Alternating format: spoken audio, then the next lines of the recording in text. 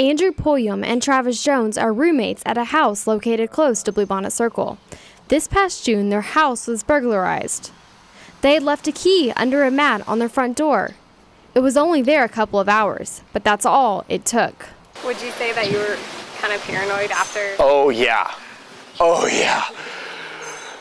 Oh yeah. You know, when that first happened, don't get me wrong, it took a fair bit of time for me to get really, I don't know, used to it, move past it, because I was pretty, shaken up. 2 laptops, a stereo system, a watch, a small dish of change, and even disposable razors were stolen from the house.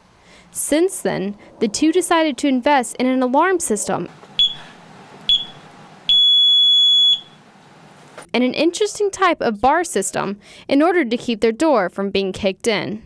My roommate, Travis Jones, went to Lowe's and purchased these kind of S-shaped little bars, screwed them, bolted them into the door, and then purchased a 1/4-inch thick steel bar so that regardless of this gets kicked in, this bar's not going anywhere. The day after the burglary, Jones was at Lowe's buying more items to equip his home when he returned home to find a man at the front door and a woman sitting in a car outside his house.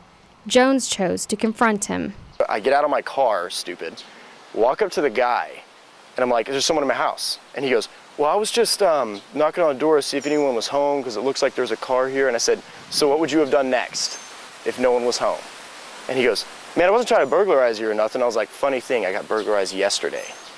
Every year, many average people, just like Jones and Pulliam, experience their house being burglarized.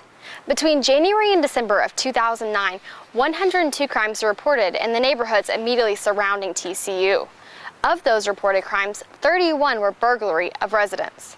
This means that one crime accounted for nearly 30% of all the crimes that occurred around the TCU campus and occurred more times than any other crime.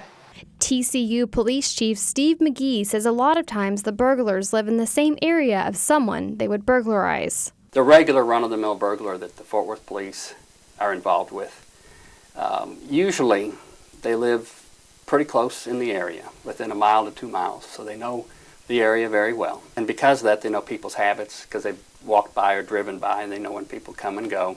McGee says something students can do to prevent their house from being burglarized is always make sure your locks on your windows and doors work well. Sarah Fleischer, TCU News Now.